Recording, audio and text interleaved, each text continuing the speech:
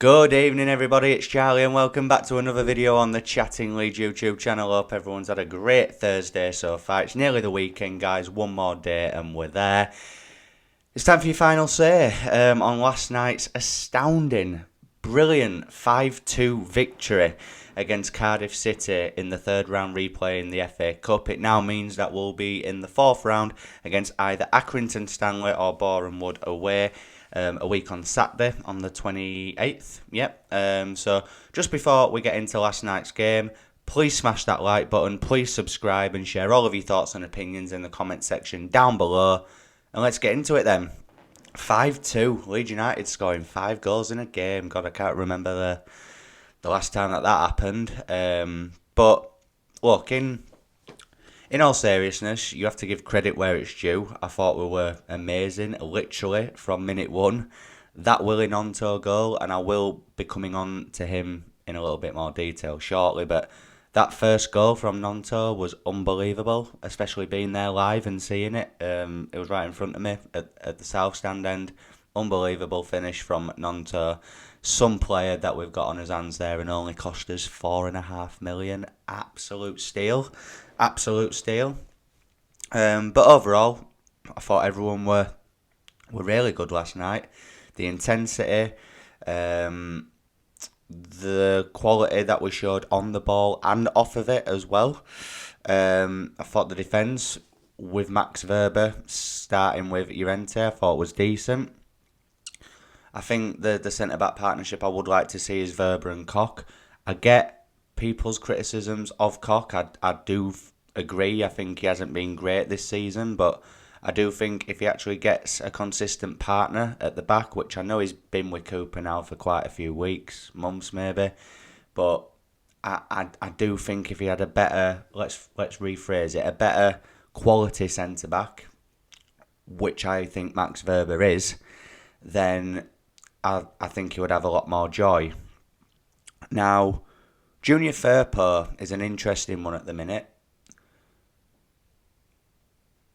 First game against Cardiff. Sorry about that, guys. First game against Cardiff. First half, obviously, everyone was shocking. And then in the second half, he really turned it around. So I thought, okay. Obviously, he didn't start in the league against Aston Villa, but then it was brought back into the team last night. And I actually thought, overall, he had a good game. I thought he was getting forward. He was linking up well with Gnonto. He was trying to get balls into the box like a real left-back should. His passing was a bit sloppy, but we know that he's not the best on the ball. But I thought his overall game was good last night. Do I think Firpo should be starting at left-back? I don't, especially in the league. I think up against a better quality opponent, I think he would crumble. But I'm not taking anything away from him last night. I thought it was unbelievable. By his standards, I thought it was world-class by his standards.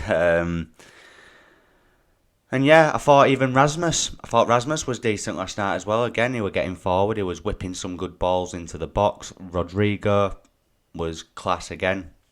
12 goals in all competitions this season now for Rodrigo. He's really turned up.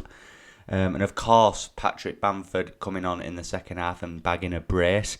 Both really top quality finishes as well. And obviously now I've seen the argument on Twitter, who would your attacking starting players be now in the Premier League? We've got, obviously there's Aronson, there's Harrison, Gnonto, Somerville, Sinistera, Bamford, Rodrigo, Rutter at our disposal. And it gives Jesse Marsh a really good headache ahead of Brentford on Sunday. I think Jack Harrison played really well in the number 10 last night, albeit it's against Cardiff. And again, I'm not taking anything away from that performance last night. We were completely dominant from minute one. But it was Cardiff City, 20th in the Championship Cardiff City, who have just sacked the manager. I expected us to dominate Cardiff, especially at Ellen Road.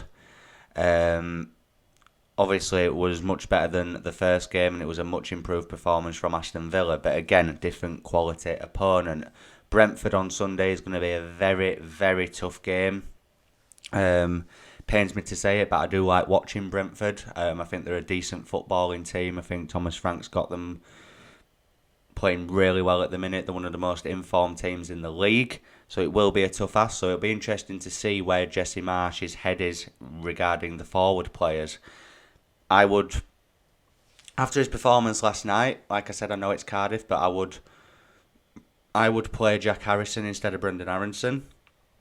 I think Brendan Aronson needs a break. He came on last night, and again, he was involved a bit. He was getting forward. He was making some good runs with the ball, but too weak on the ball again. He was getting out-muscled and out-possessed by Cardiff City players. Like, come on. And I think in the league of late, he's just going down like a sack of potatoes way too easily. On the ball, he hasn't been great. He's not created any chances, really, of late. He's not scored any goals, assisted. I do think he's in a bad run of form. Whether that's down to Jesse Marsh's system, whether it's just him as an individual just going through bad form. I do think he needs a few games out, though, which for me, I would play Jack Harrison in behind Rodrigo. And I would play Gnonto and Sinistera against Brentford, because Sinistera came on last night and looked decent. Yeah, I know he's not 100% fit.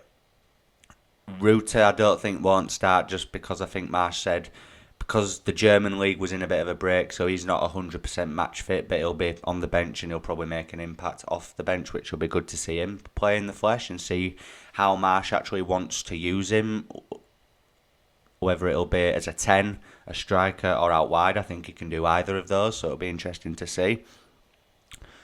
Let's talk about the slight negatives of last night then. The fact that we conceded 2 late goals. I think the clean sheet, it'd have made it just an even better night.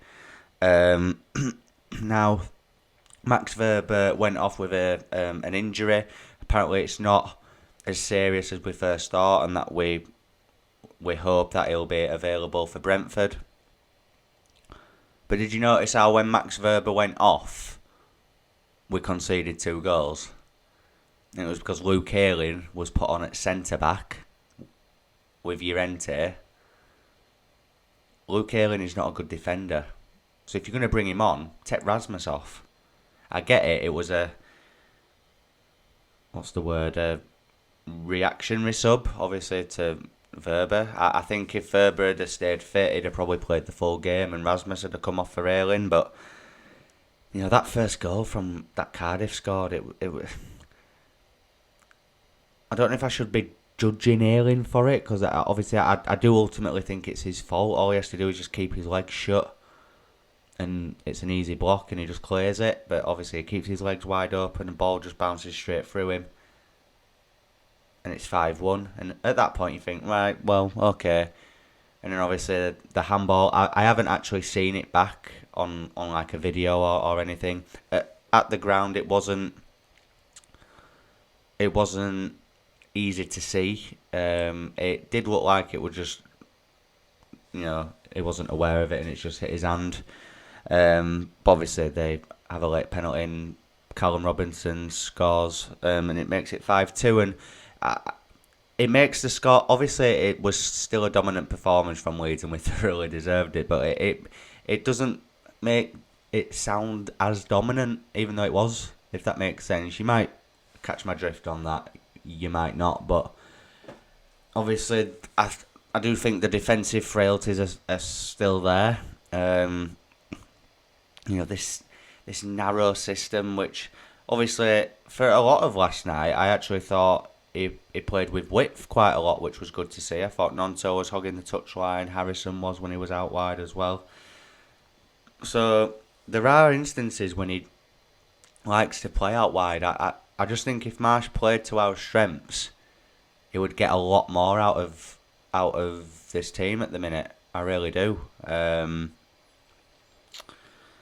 But yeah, look, I hate to sound negative after an impressive win like that, but a big part of me last night was thinking, look, this is only Cardiff, and yeah, I was happy last night, I was buzzing, but it didn't excite me because we should be beating Cardiff 5-0, 5-2, whatever, at Ellen Road in a cup game. We should, even with a weakened team.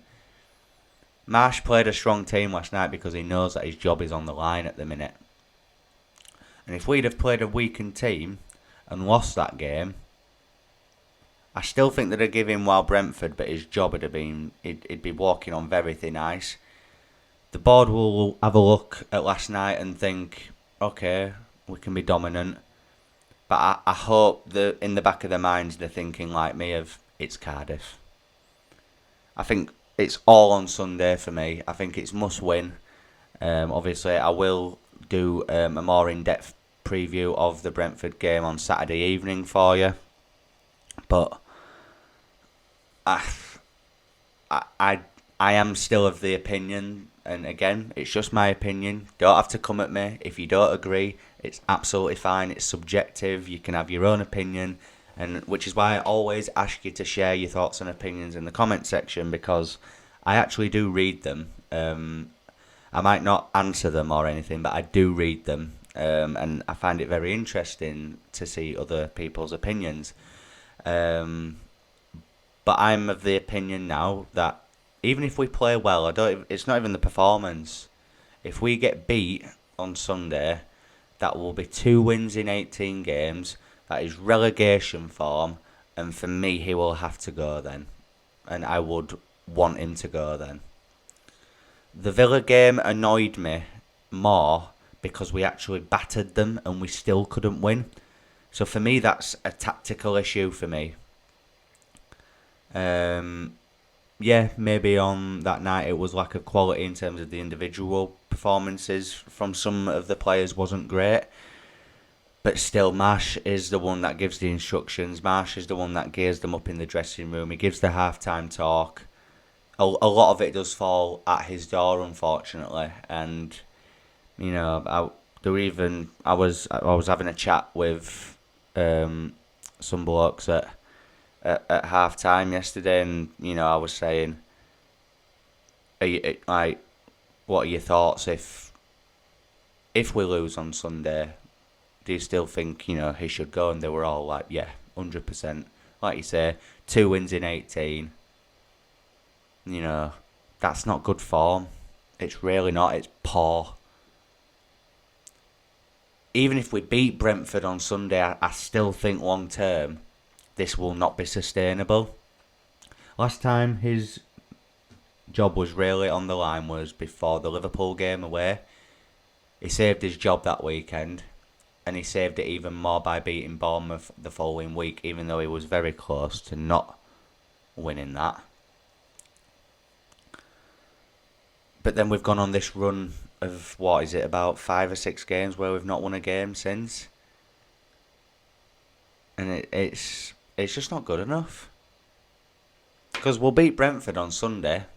The board will be happy, Marsh will be happy, everyone will be happy. I'll be happy. Listen, do not get this twisted. I want us to beat Brentford on Sunday more than you'll ever believe. And I actually really want Jesse Marsh to turn this around, adapt his tactics, and improve this team. Of course I do. I don't want another managerial change.